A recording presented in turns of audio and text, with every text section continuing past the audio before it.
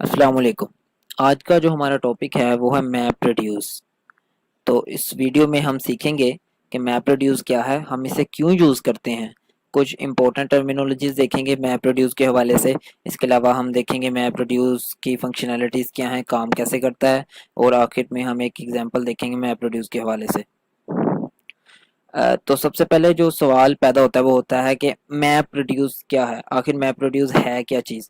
Map reduce basically एक processing technique है जो कि हम अप्लाई करते हैं ऐसी प्रॉब्लम्स पर, ऐसे डेटा सेट्स पर जिनको हम डिवाइड कर सकें स्मॉल चंक्स में, क्योंकि ये अप्लाई होता है बिग डाटा सेट्स पर और ऐसी प्रॉब्लम्स पर जो कि एक प्रोसेसर से यानी कि आप प्रोसेस नहीं कर सकते। प्रोसेसिंग पावर बहुत ज़्यादा चाहिए होती है हमें इन कामों के लिए, तो हम उन्हें स्मॉल चंक्स में डिवाइड करते हैं ताकि हम उन्हें मुख्तलिफ कंप्यूटर्स पर, जिन्हें हम यहाँ पे एज ए नोड रेफर करेंगे, भेज कर वहाँ पर हम उन्हें प्रोसेस कर सकें और उनसे रिजल्ट गेट कर सकें। यहाँ पर दो टर्मिनोलॉजीज यूज़ हुई हैं इस डेफिनेशन में, एक क्लस्टर है और दूसरी ग्रिड है। क्लस्टर हम ऐसे लोकल नेटवर्क कंप्यूटर्स को कहते हैं कि ऐसे कंप्यूटर्स जो लोकल नेटवर्क पर हों और सिमिलर हार्डवेयर यूज़ करें, हम ऐसे कंप्यूटर्स को क्लस्टर कहते हैं। और जो कंप्यूटर्स मुख्तलिफ जगह पर जियोग्राफिकल लोकेशंस पर पड़े हों और हाँ वो मुख्तलिफ किस्म का हार्डवेयर इस्तेमाल करें, हम उसे ग्रिड का नाम देते हैं। कलेक्शन ऑफ कंप्यूटर्स, और यहाँ पर हम एक कंप्यूटर से मुराद एक नोड लेंगे तो हम कहेंगे collection of nodes is called a cluster और a grid depending upon the definition जो वो फुलफिल करेंगे। इसके बाद ये एक पिक्चर है जिसमें मैंने एक्सप्लेन करने की कोशिश की है कि कैसे आप देख सकते हैं कि ये ट्रेडिशनल वे है। ये जो है जहाँ पर मैं कर्सर मूव कर रहा हूँ ये ट्रेडिशनल वे है। इसमें हम एक ही मास्टर नोड पर, यानी कि जहाँ पर डाटा आता है वहाँ पर ही सारे डाटा को प्रोसेस करने की कोशिश करते हैं, जो कि अगर बिग डाटा का केस हो तो बहुत ही मुश्किल काम है। तो हम इसलिए हमने शिफ्ट किया यहाँ पर। यहाँ पर क्या है, यहाँ पर मैप रिड्यूस यूज हो रहा है जिसमें मास्टर नोड ने डिस्ट्रीब्यूट कर दिया डाटा अलग अलग स्लेव नोड्स पर। स्लेव नोड्स में हर एक में जाके डाटा वहाँ पर प्रोसेस होता है और वहाँ से फिर रिजल्ट हमारे पास वापस आता है। अब क्वेश्चन ये राइज होता है कि क्यों, आखिर क्यों हम इस मैप रिड्यूस को यूज करते हैं। मैप रिड्यूस बेसिकली टेक्निक है बड़े डाटा पर अप्लाई करने के लिए, कि जब हमारे पास इतना बड़ा डाटा हो जाए कि एक प्रोसेसर से ना संभाला जा सके या उससे प्रोसेस ना किया जा सके। इतने बड़े डाटा जैसे कि गूगल है, जैसे कि माइक्रोसॉफ्ट है, जैसे कि अमेजोन है, ये जो बड़ी बड़ी कंपनीज हैं, इनके डाटा को कैसे प्रोसेस किया जाता है। और सिर्फ प्रोसेस ही नहीं करना, इसे स्टोर ही नहीं करना, इसके बाद इस पर एनालिटिक्स परफॉर्म करना जिसे हम यूजफुल इंफॉर्मेशन रिट्रीव कर सकें about customers, about their company, about anything they want. तो इसके लिए बहुत ज़्यादा प्रोसेसिंग पावर चाहिए होती है जो कि एक प्रोसेसर से लेना तो बहुत मुश्किल काम है। लिहाजा हम मैप रिड्यूस की टेक्निक इस्तेमाल करते हैं जिसमें हम डाटा को डिस्ट्रीब्यूट करते हैं बहुत ज़्यादा नंबर ऑफ नोड्स पर। नोड से मुराद यह कंप्यूटर है, ताकि उनकी प्रोसेसिंग पावर को हम यूज़ करें और उनसे हम यूजफुल रिजल्ट गेट करें। अगर आप इनको पढ़ें तो इनसे आपको बिल्कुल क्लियर हो जाएगा कि क्यों हम मैप रिड्यूस को यूज़ करते हैं। अगर मैं हाईलाइट करूं तो we use map reduce to break a large data set into small blocks, ताकि हम उसे छोटे टुकड़ों में डिवाइड करें और pieces so that they can be processed in parallel with the same algorithm, ताकि वो प्रोसेस हो सकें सेम एल्गोरिदम के थ्रू। सारी चीज़ें प्रोसेस होकर सके, जितने भी चंक्स ऑफ डाटा हैं वो सारे एक एल्गोरिदम के थ्रू, एल्गोरिदम सेम रहेगा और तमाम डाटा के चंक्स जो भी हम मुख्तलिफ कंप्यूटर या नोट्स पर भेजेंगे उनको हम प्रोसेस कर सकें।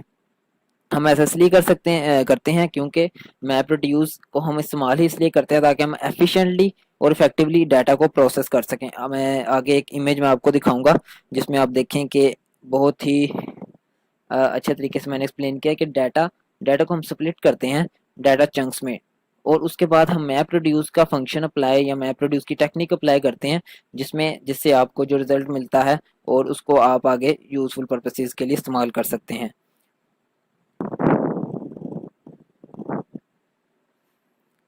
टर्म्स टू नो, कुछ इंपॉर्टेंट टर्म्स हैं जो कि मैप रिड्यूस के हवाले से जानना ज़रूरी है ताकि हमें इसका कुछ यूज़फुल नॉलेज हो। सबसे पहले तो mapper mapper basically map reduce में मैप एंड रिड्यूस ये सीक्वेंस में है। पहले मैप फंक्शन काम करता है फिर रिड्यूस फंक्शन। मैप को हमने मैपर कह दिया, रिड्यूस को रिड्यूसर फंक्शन के तौर पे। मैपर बेसिकली कोई भी फंक्शन की वैल्यू पेयर्स में मैप और रिड्यूस काम करते हैं। मैप जो इनपुट लेता है वो की वैल्यू पेयर में होती है और जो आउटपुट देता है वो भी की वैल्यू पेयर में होती है। मैप जो आउटपुट देता है उसे हम इंटरमीडिएट की वैल्यू पेयर कहते हैं और यही इंटरमीडिएट की value pair as an input जाता है रिड्यूसर के पास और रिड्यूसर उस पर प्रोसेसिंग करने के बाद जो की वैल्यू इनपुट पेयर प्रोड्यूस करता है उसे हम आउटपुट कहते हैं। इसके बाद आती है master node. Master node basically वो नोड है जिसके पास सारा डाटा, सारी प्रोसेसिंग पावर है और वो आगे स्लेव नोड को जो डाटा डिस्ट्रीब्यूट करने का काम है और सारा जो मैनेजमेंट का काम है वो मास्टर नोड के पास होता है। स्लेव नोड्स का काम ज़्यादा कुछ नहीं होता, सिर्फ इन्होंने डाटा लेके प्रोसेस करना है और उसे वापस भेजना है। जॉब, अब जॉब क्या होती है? जॉब होती है पूरा जो हमारा प्रोग्राम है, जो डाटा आया है उसको एग्जीक्यूट कराना और तमाम नोड्स को देखना, ये एक जॉब है। जबकि हर नोड पर जो टास्क परफॉर्म हो रहा है उसे हम टास्क कहेंगे। जॉब ट्रैकर क्या होगा? एक जॉब को ट्रैक करने वाला, रिसोर्सेज को ट्रैक करने वाला जॉब ट्रैकर है। जबकि टास्क ट्रैकर हर टास्क को ट्रैक करने वाला कोई भी एल्गोरिदम, कोई भी चीज़ जो हर टास्क की इन्फो ले और जॉब ट्रैकर को इन्फॉर्म करे उसे हम टास्क ट्रैकर कहेंगे। आगे हमारे पास ब्रीफ वर्किंग में आ जाता है। मैप रिड्यूस बेसिकली दो फेजेस में काम करता है, मैप और रिड्यूस। मैप फेज में क्या होता है कि हम इनपुट बना के मैप को देते हैं, उससे जो इंटरमीडिएट आउटपुट निकलती है वो हम रिड्यूस फंक्शन को एज एन इनपुट देते हैं और उसके बाद रिड्यूस फंक्शन हमें आउटपुट में की वैल्यू पे जनरेट करके देता है। ये एक पिक्चर है जिसमें आप देख सकते हैं कि मैप रिड्यूस की जॉब जो है वो कैसे एग्जीक्यूट होती है, उसका फ्लो क्या है। इनपुट डाटा आता है, उसके बाद इनपुट फॉर्मेट, जो भी फॉर्मेट हो हम उसको उसके मुताबिक डालते हैं। उसके बाद हम उसे स्प्लिट करते हैं फाइल को, और उसके बाद रिकॉर्ड रीडर के थ्रू हम उसे की वैल्यू पेयर्स में डिवाइड करते हैं और मैपर को पहुंचा देते हैं। मैपर जो भी प्रोसेसिंग करना चाहे, मैपर और रिड्यूसर जो दो फंक्शन होते हैं ये हमने डिफाइन करने होते हैं, हम उन पे क्या परफॉर्म करना चाहते हैं। तो जो भी परफॉर्म करना चाहते हैं उसके बाद वो कंबाइनर और पार्टीशनर के थ्रू शफलिंग एंड सॉर्टिंग तक के फेज तक पहुंचते हैं, जो कि आगे रिड्यूस फेज को फीडबैक फीड देता है। और उसके बाद आउटपुट फॉर्मेट कैसा भी आप चाहें आप प्रोड्यूस कर सकते हैं और उसको बाद में स्टोर कर सकते हैं। यहाँ पर हम एक एग्जांपल देखेंगे मैप प्रोड्यूस के बारे में। पहले मैंने आपको उसका एक जनरल ओवरव्यू दिया है, जनरल एग्जीक्यूशन फ्लो दिखाई है जॉब की। अब हम ज़रा एग्जांपल के साथ देखेंगे। सबसे पहले तो हमारे पास इनपुट में एक डाटा फाइल होगी। यहाँ हम करने क्या जा रहे हैं? बेसिकली हम काउंट करेंगे नंबर ऑफ वर्ड्स को जो हमारी फाइल में है। तो उस पे हमने मैप प्रोड्यूस का जो है सारा फिनोमिना वो अप्लाई किया है। सबसे पहले हमारे पास इनपुट आ गई एसक्यूएल, डीडब्ल्यूएल, एसक्यूएल, एसएसआईएस, एसएसआरएस और जो भी ये सारी फाइल है। इसके बाद हमने इसे स्प्लिट किया। स्प्लिट किस बेस पे किया? बैकस्लैश n, जहाँ पर लाइन आपकी एंड हो आप इसे स्प्लिट कर दें। तो स्प्लिटर ने क्या किया? उसे स्प्लिट कर दिया। उसके बाद हमने स्प्लिटर के बाद यहाँ पर एक और रिकॉर्ड रीडर का फंक्शन आता है, वो हमने मिक्स कर दिया मैप के साथ ही, क्योंकि उसका काम होता है कि वो की वैल्यू पेयर्स बना के मैप को दे। तो उसने की वैल्यू पेयर्स इसमें एब्जॉर्प्शन है ताकि हम इसे सिंपलीफाई रख सकें एग्जांपल को जितना हम चाहें। तो हमने स्प्लिट के बाद मैं रिकॉर्ड रीडर जो है उसे की वैल्यू पेयर्स बनाए और मैप को दे दिए। मैप ने अपनी की वैल्यू पेयर्स की जो है वो लिस्ट बना ली। मैप का जो भी काम होगा वो परफॉर्म करेगा और उसके बाद कंबाइनर के पास चला जाएगा। कंबाइनर क्या करेगा? जैसे आप देख सकते हैं फर्स्ट लाइन में जहाँ पर कर्सर मूव कर रहा है, SQL1 DW1 SQL1। अब SQL1 दो दफ़ा आया तो कंबाइनर ने क्या किया? SQL1 को कोमा 2 कर दिया। ये बेसिकली SQL1 DW1 क्यों है? ये इनकी अकरेंसीज है, कितनी बार ये लिस्ट में अकर हुए हैं। जैसे ये देखिए SQL DW SQL, अब SQL दो दफ़ा अकर हुआ था तो उसने दो दफ़ा उसके आगे 1 दे दिया। बजाय कि हम उसके आगे दो दफ़ा 1 लिखें, हम एक दफ़ा 2 लिख देते हैं। ये कंबाइनर का काम है। कंबाइनर को हम मिनी रिड्यूसर भी कहते हैं कि जिसने हमारे काम को बहुत ज़्यादा रिड्यूस कर दिया। ये हमारी कंजेशन कंट्रोल के काम आता है। हमारा जो नेट, क्योंकि हमारा जो रिजल्ट होता है उसके बाद जाना होता है रिड्यूसर पर और उसके बाद आगे। तो जब रिड्यूसर पे जाएगा तो हमारी नेटवर्क की जो बैंडविड्थ है ये कंज्यूम करेगा। तो बजाय कि आप अगर इससे ऐसे समझें कि ये तीन जो लाइंस हैं, तीन लिस्ट में जो एंट्रीज हैं, ये एक एक पैकेट के तौर पर अगर आप इसे समझें तो पहले हमारे 3 पैकेट भेजने पड़ने थे नेटवर्क में, अब हमें 2 भेजने पड़ेंगे। ये तो छोटे लेवल पर एग्जांपल है। बड़े लेवल में बिग डाटा में लाखों करोड़ों में पैकेट्स जा रहे होंगे तो उससे हमारी नेटवर्क की कंजेशन जो है वो कम हो सकती है। इसी तरह नीचे भी कंबाइनर ने अपना काम परफॉर्म किया। इसके बाद हमारे पास पार्टिशनिंग फेज और शफल एंड सॉर्ट फेज आता है। अब जो पार्टिशनिंग और शफल एंड सॉर्ट का उस पर भी हमने मर्ज कर दिया। पार्टिशनिंग में क्या होता है? हर की के अगेंस्ट तमाम वैल्यूज जो होती हैं वो एक जगह लिख दी जाती हैं और सॉर्टिंग में हमने उन्हें सॉर्ट भी कर दिया ऊपर से नीचे तक लेके। आप जैसे कि देख सकते हैं SQL2 ऊपर है, 1 1 1 नीचे है। और पार्टीशनिंग में क्या किया? SQL की जितनी एंट्रीज थी वो एक जगह पे रख दी हैं, DW की जितनी एंट्रीज थी वो एक जगह पे रख दी हैं। यानी एक की के अगेंस्ट जितनी वैल्यूज थी, की DW है, वैल्यू 1 है, कि B1 है वैल्यू 1 है, कि SQL है वैल्यू 2 है। एक की के अगेंस्ट जितनी वैल्यूज थी वो एक जगह पे कंबाइन है। अब ऐसा हमने क्यों किया? ऐसा हमने इसलिए किया क्योंकि आगे रिड्यूसर को इनपुट जानी है शफल एंड सोर्ट के फेज से आगे।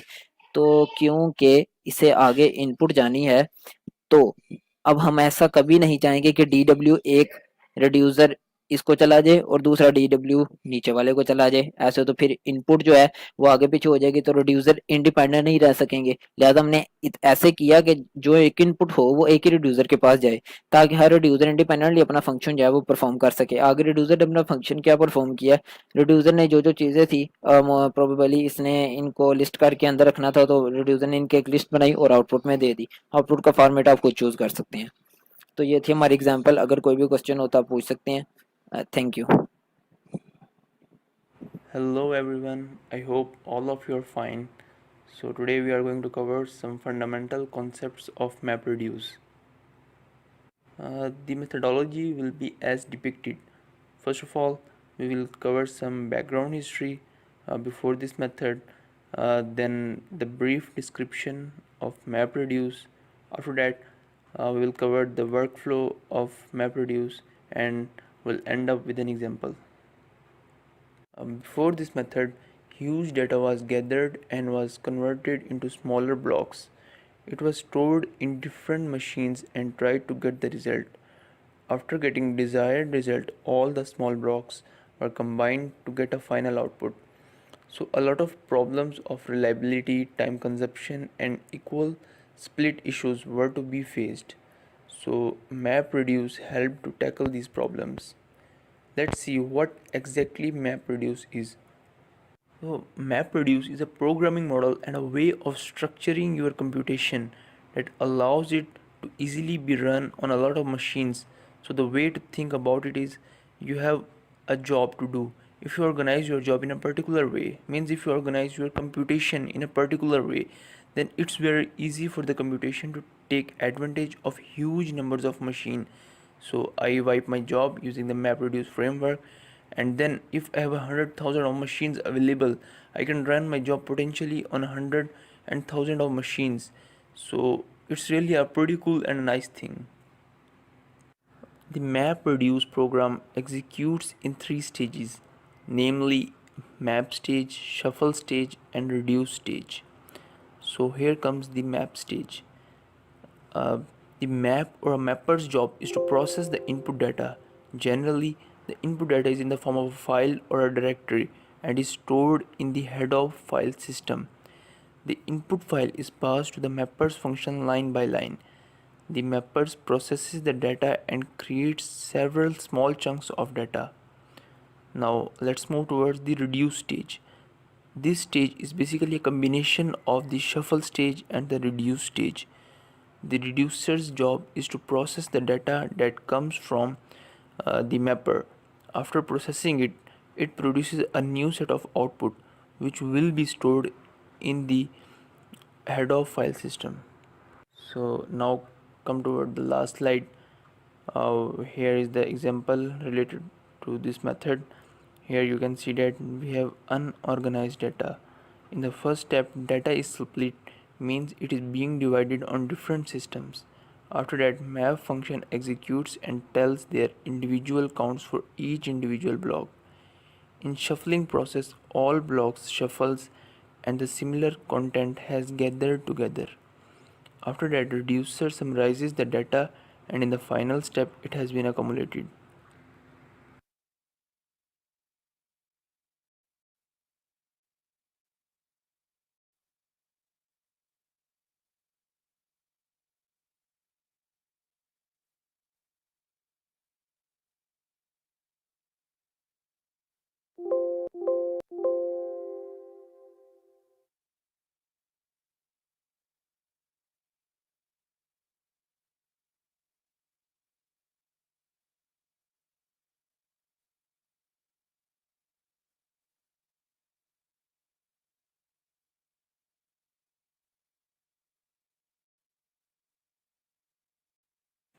Assalamu alaikum. My name is Arish Fatma and I am going to present MapReduce. What is MapReduce?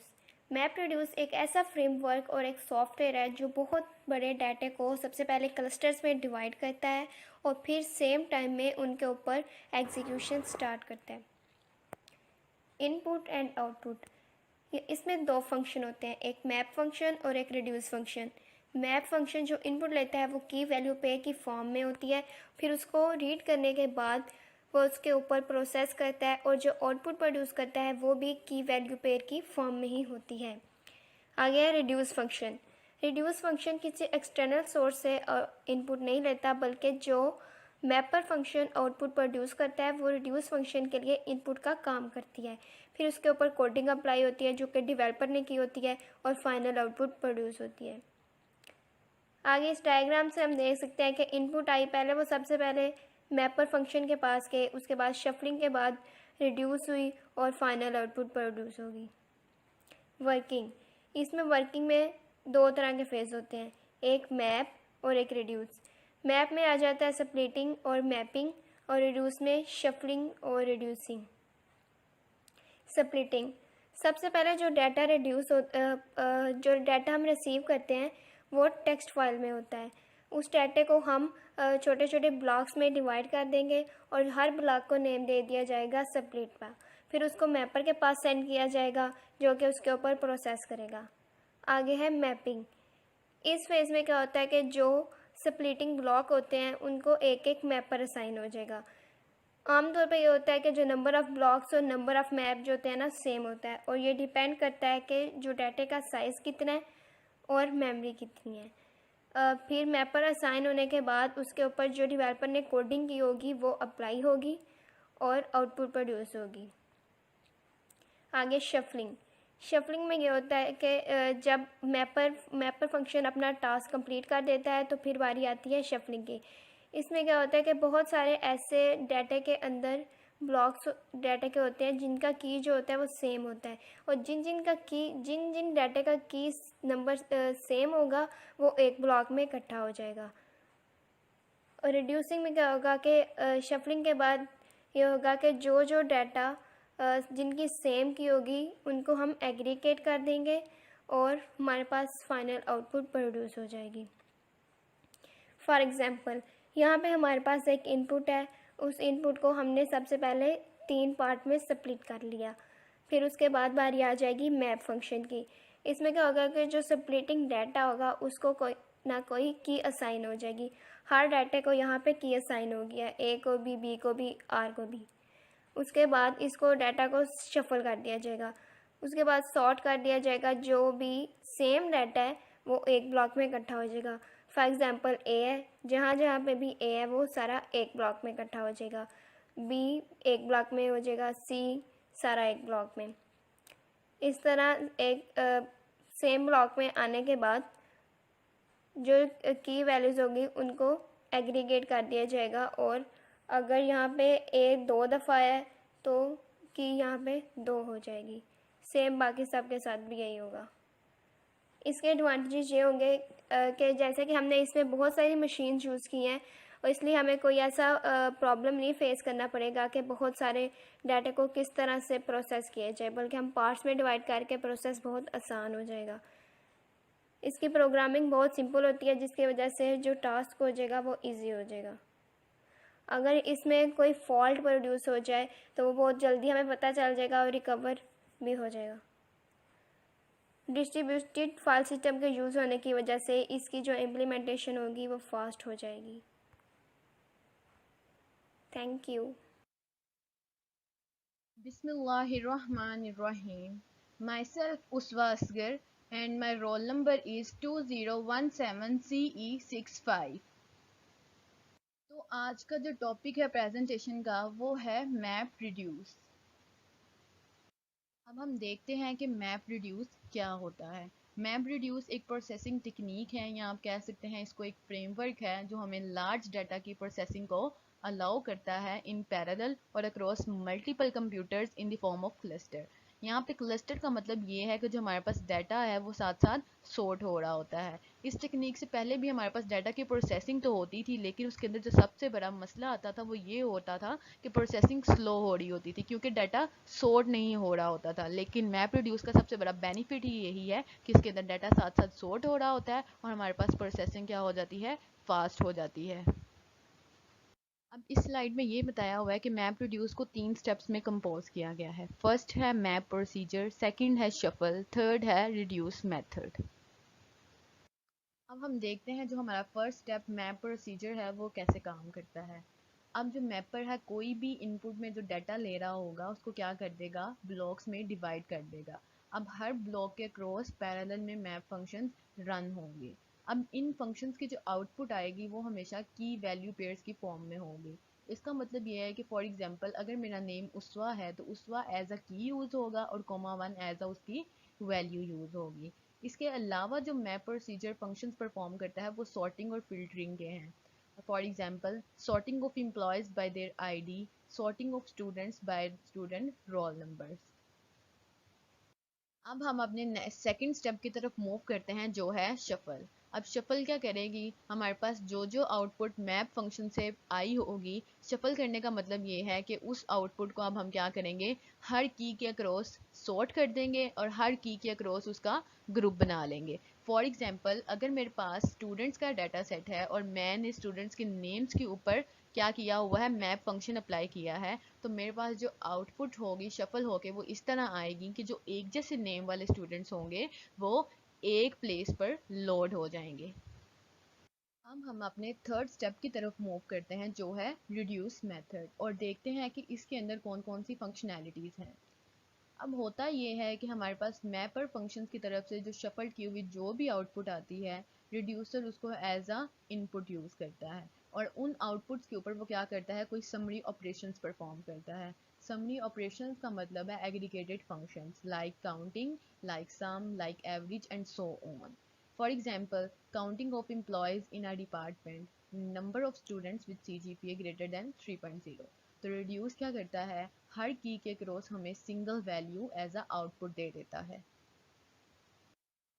तो अब इस स्लाइड में हम देखेंगे कि मैप रिड्यूस फ्रेमवर्क की वर्किंग क्या है। तो बेसिकली जो मैप रिड्यूस फ्रेमवर्क है उसकी कंप्यूटेशन 5 पैरेलल स्टेप्स में कंप्लीट होती है।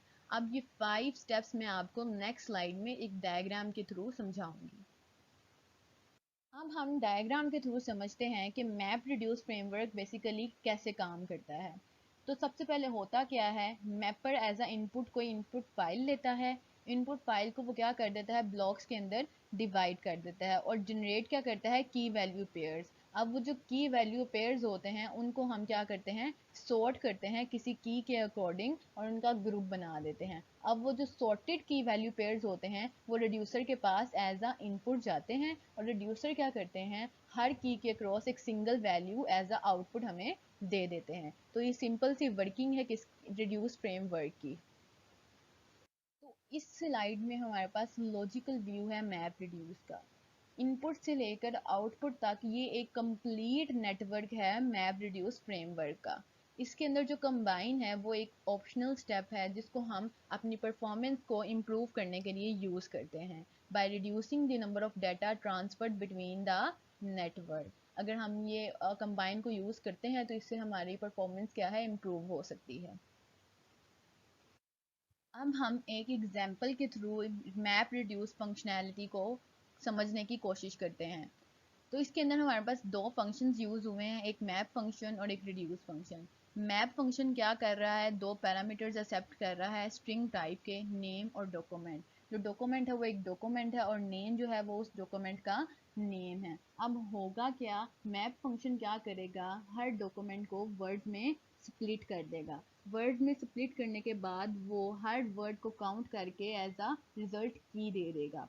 अब जो रिड्यूस फंक्शन होगा वो हर वर्ड के काउंट को एज अ इनपुट एक्सेप्ट करेगा। इनपुट एक्सेप्ट करने के बाद उसने एक एग्रीगेटेड फंक्शन लगाया हुआ है सम का, वो हर वर्ड का टोटल सम दे देगा, जो एक जैसे कीज वाले होंगे उनका टोटल सम दे देगा। अब इस स्लाइड के अंदर हम अपने मैप रिड्यूस के कुछ यूजेस को देखेंगे। मैप रिड्यूस के मुख्तलिफ फील्ड्स के अंदर मुख्तलिफ यूजेस हैं और वो बहुत ज़्यादा यूज़फुल हैं। For example distributed pattern based searching and distributed sorting. अब एक और जो मेजर एडवांटेज है मैप रिड्यूस का वो ये है कि अब मल्टीपल कंप्यूटर्स के ऊपर डाटा की जो प्रोसेसिंग है वो ईजी हो जाती है और इसकी रीज़न है क्लस्टरिंग। क्लस्टरिंग का मतलब ये है कि अब हमारा डाटा जो है वो साथ साथ सॉर्ट हो रहा होता है। अब इससे एक एडवांटेज तो हमें ये होगा कि स्केलिंग और असेसिंग इजी हो जाएगी और दूसरा हमारी जो प्रोसेसिंग है वो फास्ट हो जाएगी। So this was all about the MapReduce functionality and MapReduce framework. I hope कि हाँ आप सबको सब कुछ समझ आ गया होगा. So thank you so much.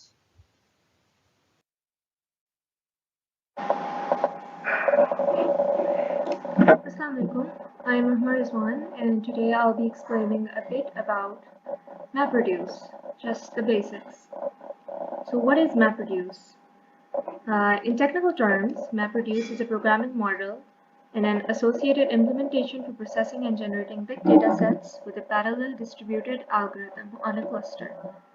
So what it means, what it tends to mean is that MapReduce is a programming model or a platform that allows us to distribute the processing that we have to do, the complex processing that we have to do on a huge data set.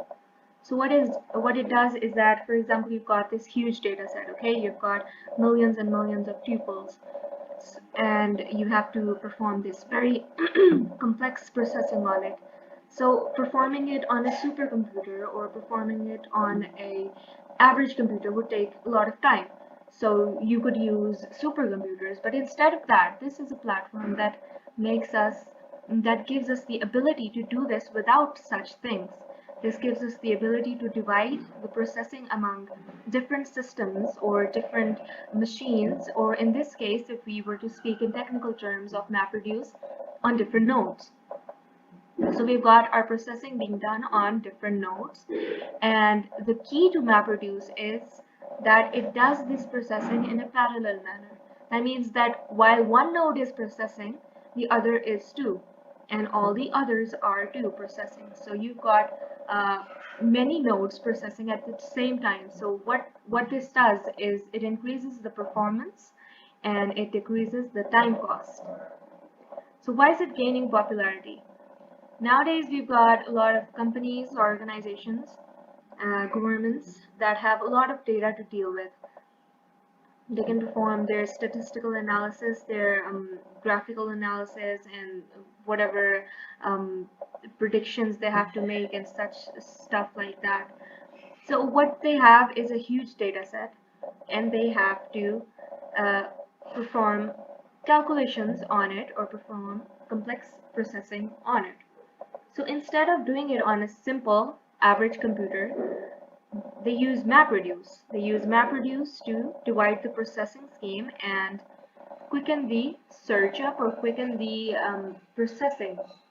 Now, for example, we've got COVID-19 struck today nowadays. What we can do for COVID-19, since we've got a huge data set and we have to make predictions in order to know about better times to come, hopefully. So what we do is we divide the processing of the huge data into different nodes by using MapReduce. These are the applications of MapReduce, and this MapReduce could be used as an alternative, an attractive alternative to a supercomputer or something with great processing speed. Now, how does it work?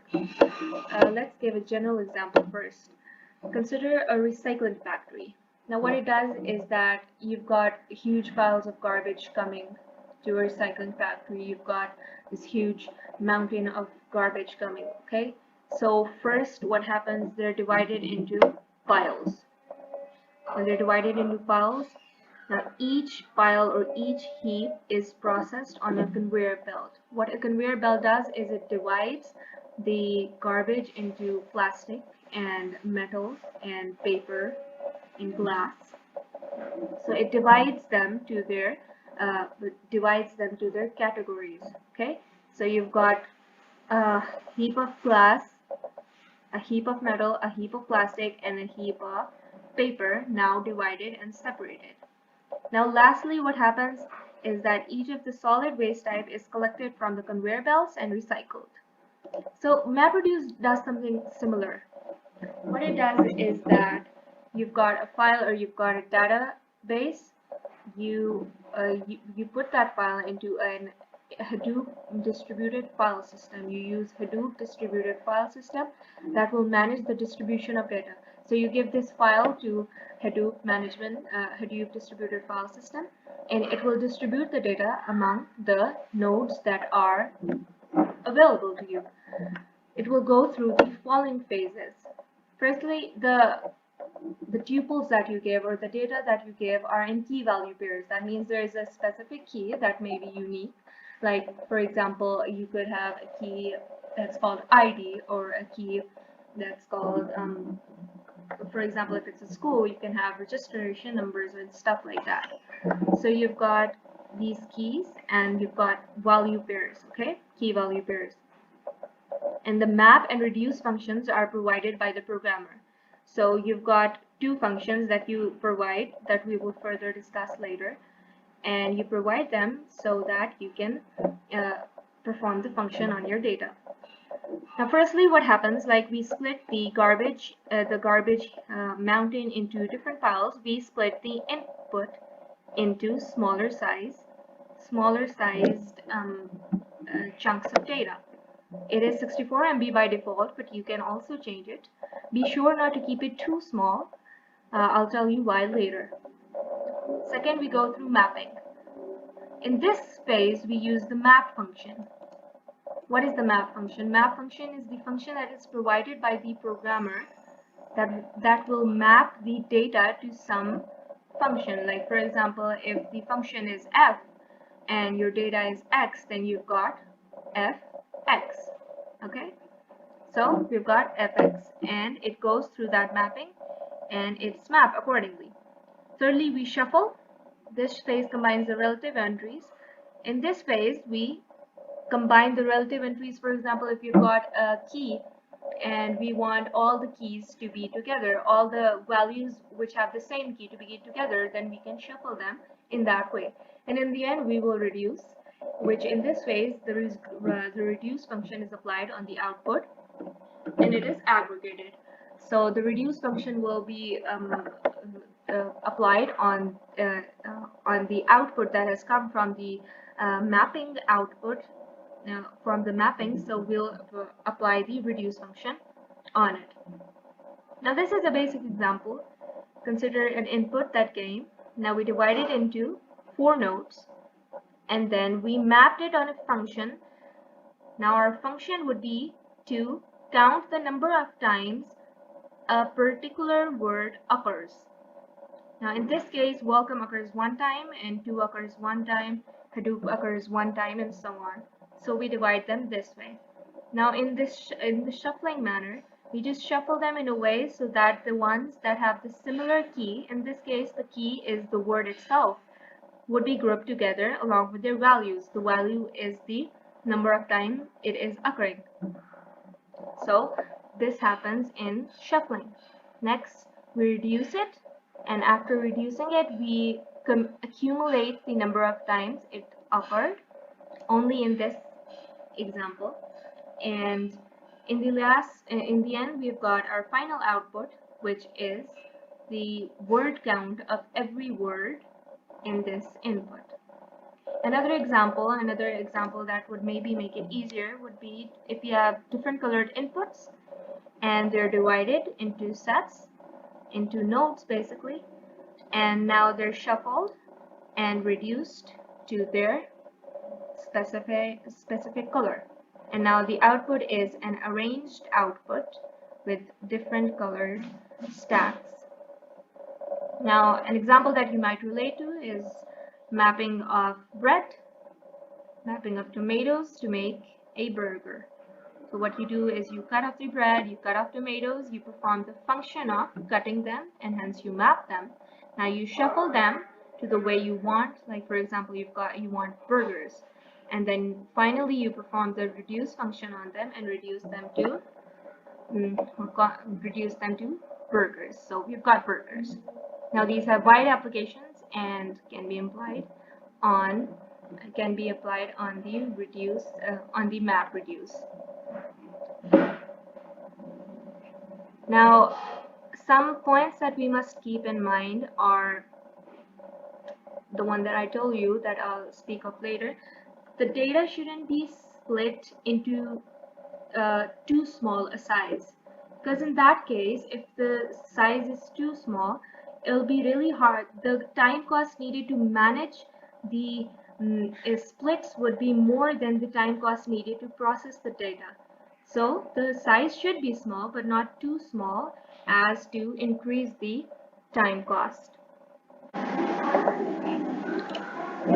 One other thing about MapReduce is that it has job trackers, which are masters, and task trackers, which are slaves to the job tracker.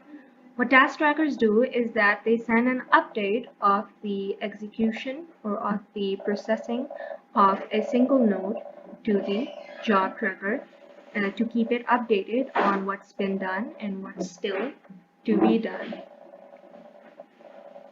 Now in case we have a failure, a task failure or failure in a node, what happens is the job tracker, since it has been updated, it switches that workload that was on the node that has gone through failure to another node. For example, if this fails, it may transfer that job that this node was doing to another node, maybe over here, maybe over here, somewhere, so that it can continue its processing without any barrier or without any mistakes. So this job tracker and task tracker are kept for failure, such times when failure would occur. Now, this task tracker also sends a heartbeat to the job tracker, telling the job tracker that it is still alive and processing, and that it has its processing going on, and sends updates from time to time in order to keep the job tracker updated. Thank you very much. Bismillahirrahmanirrahim. Assalamu alaikum. Myself, Namra Manzoor, will discuss the topic of MapReduce.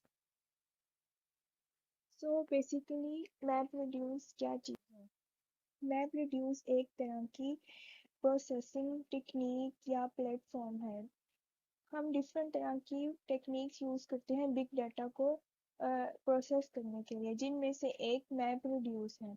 MapReduce से हम huge amount of data को process करते हैं in parallel वे, और इसके दो अहम काम है, रिड्यूसिंग का और मैपिंग। अब सवाल ये पैदा होता है कि हम रिड्यूस मैप यूज़ क्यों करते हैं, इसका मकसद क्या है। The key reason to perform mapping and reducing is to speed up the execution of a specific process.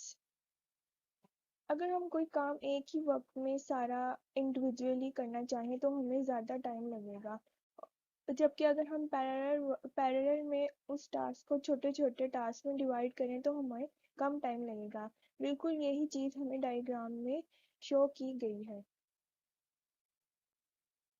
अब हम बात करते हैं MapReduce एल्गोरिथम की। MapReduce एल्गोरिथम दो इम्पोर्टेंट काम करता है, मैप और रिड्यूस।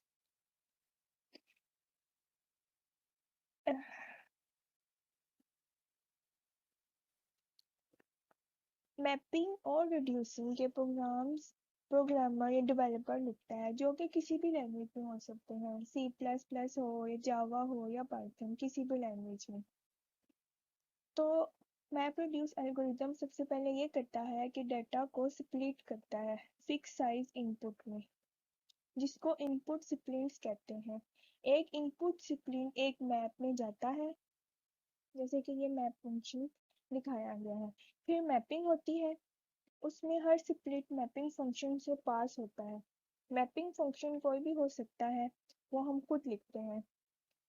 फिर शफलिंग होती है, उसमें इस फेस में मैपिंग की आउटपुट आती है और वो उसको असेंबल करता है। फिर रिड्यूसिंग का फंक्शन भी हमने ही लिखा होता है, यानी कि डेवलपर ने लिखा होता है। रिड्यूस फंक्शन एक आउटपुट रिटर्न करता है, मतलब पूरे डाटा को समराइज कर देता है। स्प्लिटिंग और मैपिंग मैप टास्क होते हैं, शफलिंग और रिड्यूसिंग रिड्यूस टास्क होते हैं। मैप रिड्यूस का पूरा फंक्शन इस डायग्राम में शो किया गया है। मैप रिड्यूस एल्गोरिदम के काफ़ी सारे फंक्शन हैं, जिसमें से मेन फंक्शन ये है: input reader, map function, partition function, comparison function, reduce function and output writer. Map reduce की काफ़ी सारी एप्लीकेशन हैं जो कि रियल वर्ल्ड में यूज होती हैं, जैसे कि alert system, indexing and search, data mining, statistical and machine learning, biosensing, drug discovery, Meta genomics, energy responses etcetera. अब तो ये एप्लीकेशंस हो गई। इसके अलावा हम ऐसी कौन सी जगह हैं जहाँ पर हम इसको यूज़ नहीं कर सकते, वो है डेटाबेस मैनेजमेंट सिस्टम, क्योंकि ये डेटाबेस मैनेजमेंट सिस्टम के ट्रेडिशनल फीचर्स प्रोवाइड नहीं करता। इसमें लो डाटा इंटेग्रिटी होती है, यानी कि लैक ऑफ स्कीमा, जिसकी वजह से हम मैप रिड्यूस को डेटाबेस मैनेजमेंट सिस्टम में यूज़ नहीं कर सकते। Thank you.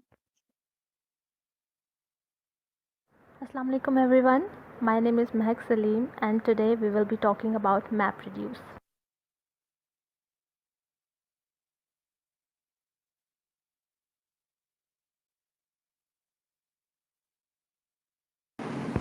MapReduce is a programming architecture which helps processes run parallel and manage huge volumes of datasets. As the name suggests, MapReduce works in two phases. First is map and the second is reduce. End users define the programming process as a function of map and reduce, and the corresponding fundamental system, which is responsible for running operations, will automatically perform the computations in a parallel manner. Let's discuss in detail how MapReduce architecture works.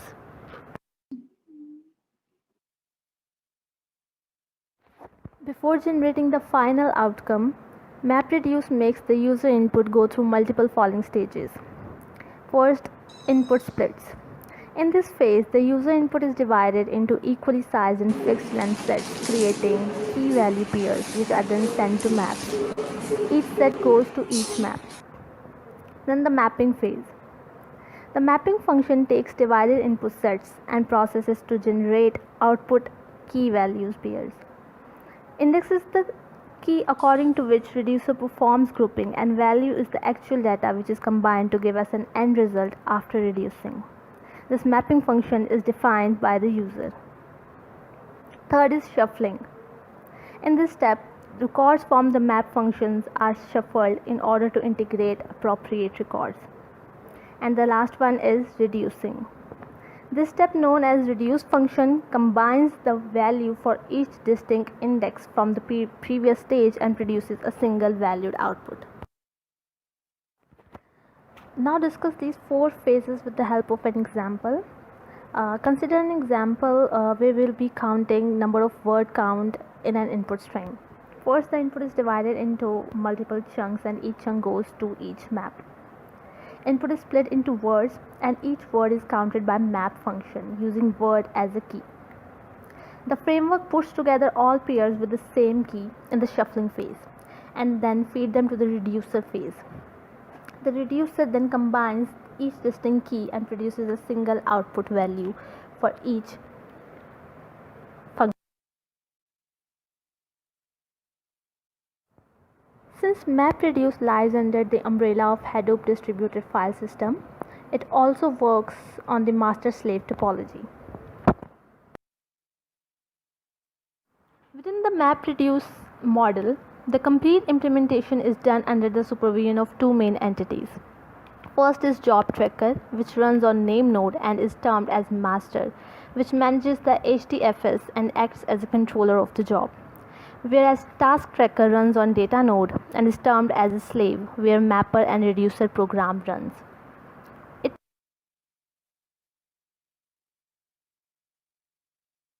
This is a schematic representation of how job and task trackers work. Job tracker divides the main job into multiple tasks and send them to task trackers. Job tracker is responsible to keep the tracks of all these scheduled activities and coordinate them, whereas track tracker ensures the execution of each task running on data node and communicates with the job tracker about the performance. In case of any task failure or error, job tracker reschedules the task again and passes it to another data node. It means if any node is incapable of sending back the performance report to job tracker in a given interval of time, that node will be considered dead by the job tracker and it will send the respective node task to another node. This mechanism makes the system reliable. This was all from my side. Thank you, everyone. Assalamualaikum. My name is Zaid Fassi और आज की presentation मैं produce किया content देख लेते हैं। पहले मैं आपको इंट्रोडक्शन बताऊंगा मैप प्रोड्यूस का, फिर मैप फंक्शन के बारे में बताऊंगा, फिर शफलिंग के बारे में बताऊंगा, फिर रिड्यूस फंक्शन है, फिर मैप प्रोड्यूस वर्कफ्लो है और फिर एंड पे मैप प्रोड्यूस की एग्जांपल। सबसे पहले इंट्रोडक्शन में आपको बता देता हूँ massive parallel processing technique for processing which is distributed on a commodity cluster।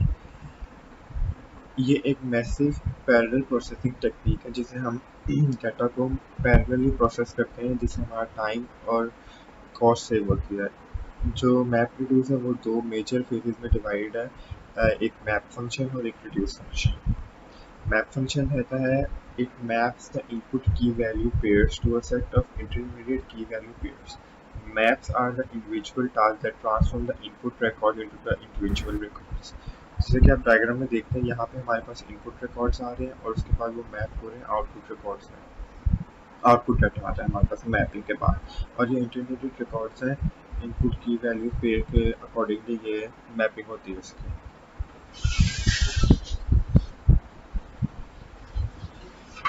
फिर उसके बाद शफलिंग आती है। शफलिंग इम्पॉर्टेंट स्टेप है जो कि मैपर और रिड्यूसर के दरमियान होती है।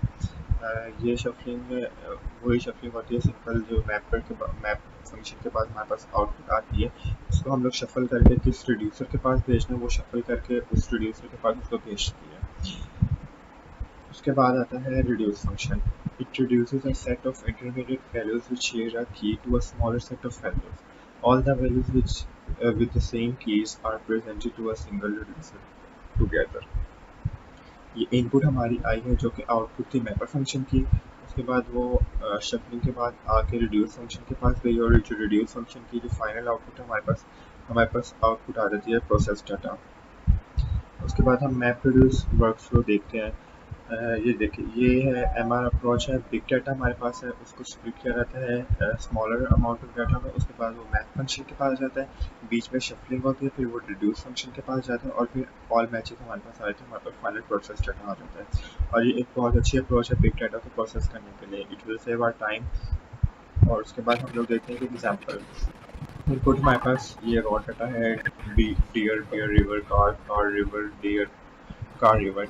इसको हमने स्प्लिट कर दिया है, ये आगे डाटा स्प्लिट हो रहा है। उसके बाद वो मैप फंक्शन में जा रहा है और उसके बाद हमने हर एक जो हमारे पास इनपुट है उसको एक वैल्यू दे दिया। फिर उसके बाद वो शफलिंग होकर सारा डाटा जो डाटा जिस चीज़ से सिमिलर था वो उस चीज़ से पास आ गया। जैसे डियर बियर था, कार कार कार था, डियर डियर था, रिवर रिवर था। शफलिंग प्रोसेस होता है, फिर बाद वो रिड्यूसिंग प्रोसेस के पास जाएगा। जैसे हमारे पास 2 बियर थे तो हमने एक ही बियर कर दिया और उसके बाद उसका काउंट 2 कर दिया। 3 कार थी, कार लिख के आगे 3 उसे काउंट कर दिया। इस तरह से बाद ये रिड्यूस फंक्शन हो गया और उसके बाद हमें फाइनल आउटपुट आ गए डियर 2 कार 3 डियर 2 रिवर 2। ये हमारे पास फाइनल रिजल्ट आ गया और ये हमारा इनपुट डाटा देख रहे हैं और ये आउटपुट डाटा देख रहे हैं, दोनों प्रोसेस डाटा हमारे पास आउटपुट डाटा आ गया। उसके बाद हेडो हम यूज़ करते हैं, एक कह लीजिए फ्रेमवर्क है जो कि मैप रिड्यूस फंक्शन को चलाने का काम आता है।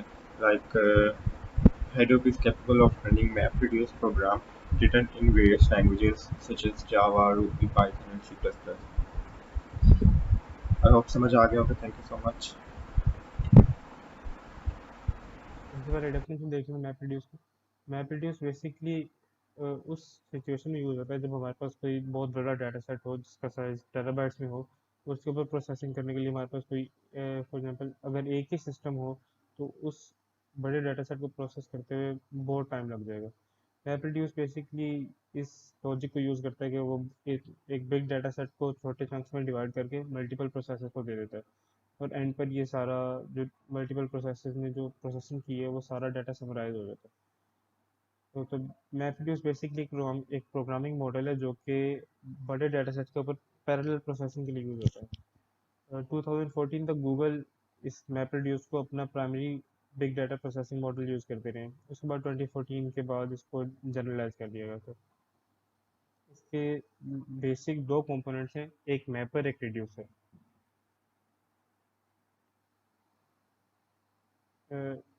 मैपर का बेसिकली ये काम होता है कि मैपर एक इसको एक इनपुट दी जाती है, जैसे कि अभी हमारे पास एक बड़ा डाटा सेट है, उसको वो इंटरमीडिएट की वैल्यू पेयर्स में डिवाइड कर देता है और उन इनपुट्स के ऊपर फिर प्रोसेसिंग होती है। मैपर की बेसिकली रिस्पॉन्सिबिलिटी ये होती है कि वो जो हमारे पास इनपुट फाइलों से डाटा लेता है, उसके ऊपर कुछ कोड चलाता है उसको प्रोसेस करने के लिए, और एक इंटरमीडिएट आउटपुट आ जाती है। इसके बाद एक भी आती है शफलिंग। शफलिंग बेसिकली हमारे पास डिफरेंट मैपर्स होते हैं, और शफलिंग क्या करती है कि हर मैपर से जो रिलेटेड डाटा जो आगे एक रिड्यूसर को देना है, वो हर मैपर से वो निकाल के आगे एक को, यानी वो डाटा जो जिनकी की सेम हो, सब मैपर से निकाल के एक रिड्यूसर को आगे फॉरवर्ड कर देता है। उसके बाद रिड्यूसर ये करता है कि वो जो इंटरमीडिएट वैल्यूज़ का सेट होता है हमारे पास, उन सबको जनरलाइज करके एक स्मॉलर सेट ऑफ वैल्यूज़ में कन्वर्ट कर देता है। यानी बेसिकली ये समराइजेशन का काम कर रहा होता है। हमारे पास बाय डिफ़ॉल्ट तो एक ही रिड्यूसर होता है, लेकिन मल्टीपल रिड्यूसर भी हम यूज़ कर सकते हैं। आगे एक एग्जांपल देख लेते हैं। ये एक एग्जांपल है कि फॉर एग्जांपल अमेज़न अपनी जो टोटल सेल है वो सिटी वाइज कैलकुलेट करना चाहते हैं for a year 2015 in India. इसको हम इस मैपरिड्यूस टेक्निक से इस तरह सॉल्व कर सकते हैं। सबसे पहले मैपर्स होंगे। हमारे पास 12 महीने के लिए हमने 12 मैपर्स इस फंक्शनैलिटी में हम ले आए हैं। हमारे पास 12 मैपर आ गए। अब हर मैपर क्या करेगा कि एक स्पेसिफिक महीने के लिए हर सिटी की सेल्स निकालेगा। फॉर एग्जांपल ये पहला मैपर है, ये जनवरी के लिए हर सिटी की सेल्स निकाल देगा। दूसरा मैपर है, ये फरवरी के लिए कर लेगा। अब इस तरह हमारे पास 12 मैपर्स आ गए, जो कि अब सिटी वाइज हमने पूरे डाटा सेट को डिवाइड कर दिया। ये इंडिविजुअली अपना काम करेंगे, एंड पे इनके पास इस तरह कुछ चंक्स आ जाएंगे। ये पहले मैपर का ये रिजल्ट आ गया, दूसरे मैपर के ये आ गए। उसके बाद फिर काम होगा शफलिंग का। शफलिंग में क्या होगा कि हमारे पास अब हमारे पास आ गए हैं मल्टीपल रिड्यूसर। हर रिड्यूसर को जॉब दी गई है कि इसने एक स्पेसिफिक सिटी का डाटा जो है उसको समराइज करना है। तो ये काम शफलिंग से होगा कि हमारे पास 12 मैपर्स थे, हर मैपर से जाएगा वो एक स्पेसिफिक सिटी का डाटा निकाल के इस रिड्यूसर वन को दे देगा। सभी मैपर से इंडिविजुअली इस सिटी का डाटा निकाल के इस रिड्यूसर को दे देगा, जो कि इस पे फिर समराइजेशन का काम करेगा। इस तरह हर रिड्यूसर अपना काम करेगा और एंड पे हमारे पास समराइज डाटा आ जाएगा। बेसिकली ये वर्क फ्लो होता है मैप रिड्यूस का। एक बड़ा डाटा सेट था जिसको स्प्लिट करके मैपर्स को दिया गया, मैपर्स ने इंडिविजुअली अपना काम किया, उसके बाद शफलिंग होके अलग अलग रिड्यूसर्स के पास वो डाटा चला गया और एंड पे समराइजेशन हो गई। Thank you.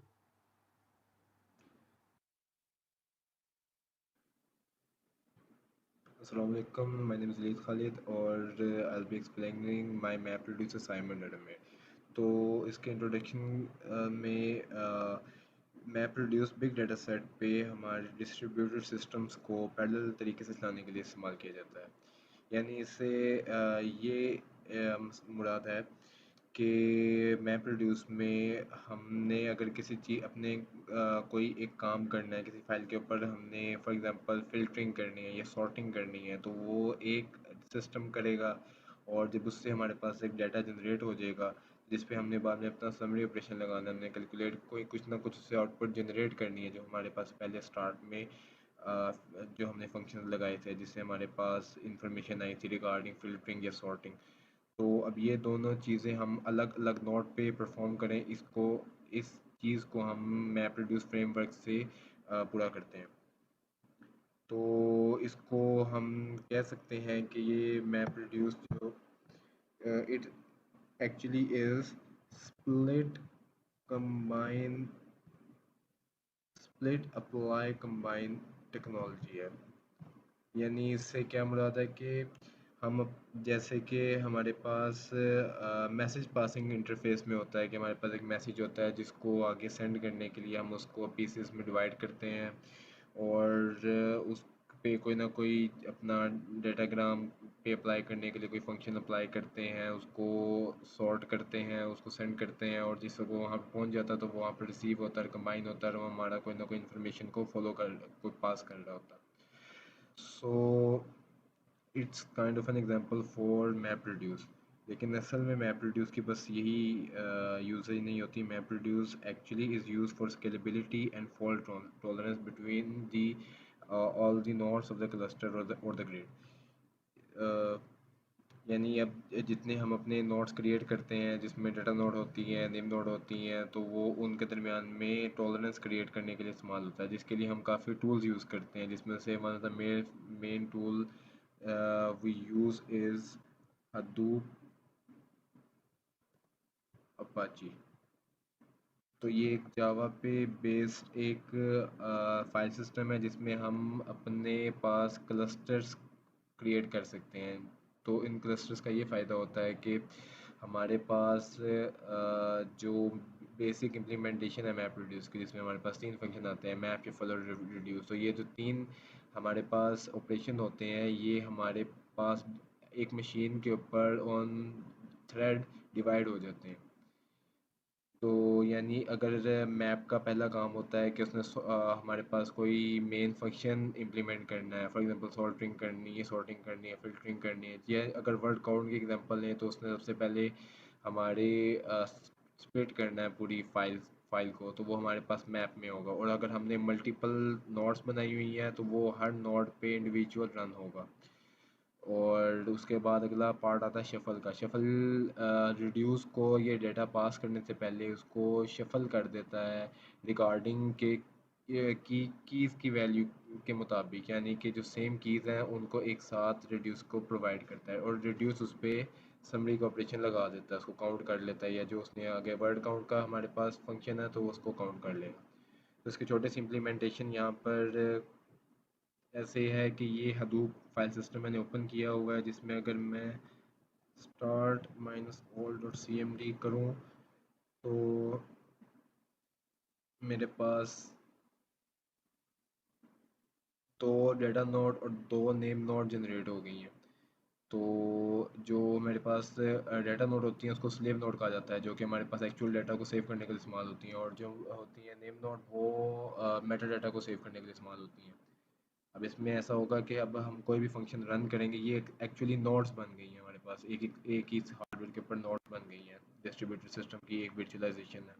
तो यहाँ पर अगर हम अपना फंक्शन रन करेंगे जो हमारे पास यहाँ पर पड़ा हुआ है वर्ड काउंट का, जावा में इम्प्लीमेंटेड है, जो वर्ड्स को काउंट करता है किसी फाइल के अंदर, इसको अगर हम यहाँ पर रन करेंगे तो ये अलग इसको प्रोसेस करेगा और ये अलग प्रोसेस करेगा दोनों नेम नोड और डाटा नोड पे उसकी वैल्यू सेव करेंगे, और वो अलग इम्प्लीमेंटेशन रिड्यूस की होगी और हमारे पास मेन आउटपुट आ जाएगी यहाँ पर।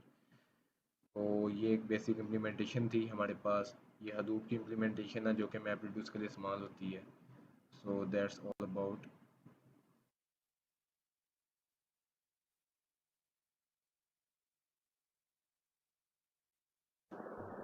Assalamu alaikum.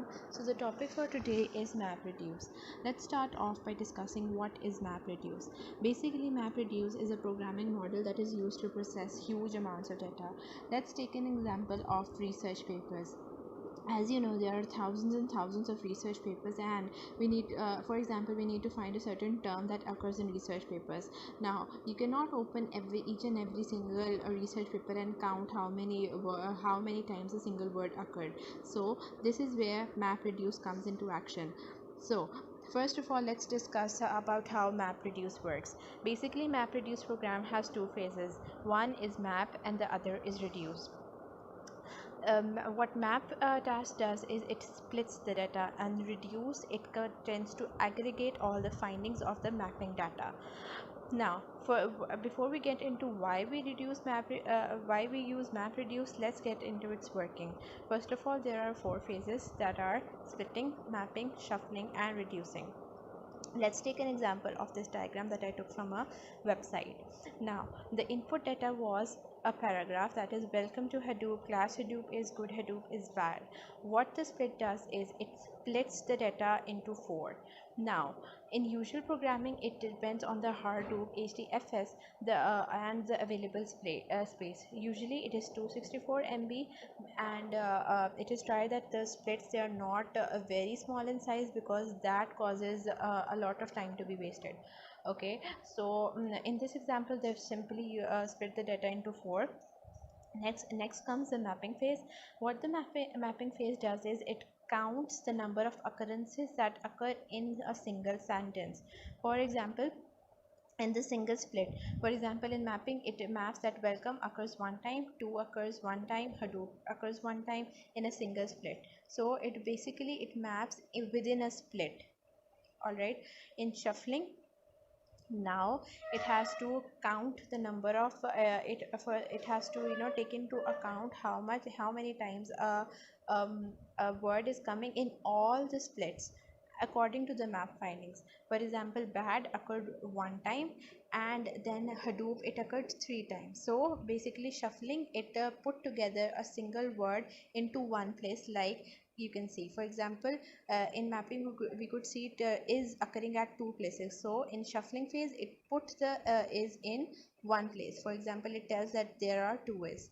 Now for example, now comes the next phase, that is reducer. What reducer does is it accumulates, or it sums up the number of time. For example, Hadoop, in shuffling, it was said that Hadoop occurred 3 times. So reducer, it added 111 into 3. So the reducer, it tended to accumulate or sum up the findings of the shuffling phase, and this will, the final output was that bad occurred one time, Hadoop occurred 3 times, is occurred 2 times. Now let me make it clear that it is this occurrence of a single word was just an example to explain the concept. It can be used in many other scenarios and situations. Let's move on to discussing why we use MapReduce. The first and the primary most reason is parallel processing. And usually sequential processing is done, which takes a lot of time. Parallel processing, on the other hand, it processes chunks of data at the same time and produces results very quickly. Coming to the benefits of the MapReduce, it is used for several benefits. For example, scalability, flexibility, speed, and simplicity. Why scalability? Because we just need to make a few certain changes in the program written for MapReduce, and it can work for any kind of scenario you want your data set you want to process your data set for. Flexibility, same reason. Speed, because of parallel processing, and simplicity, because it can be used for many other algorithms.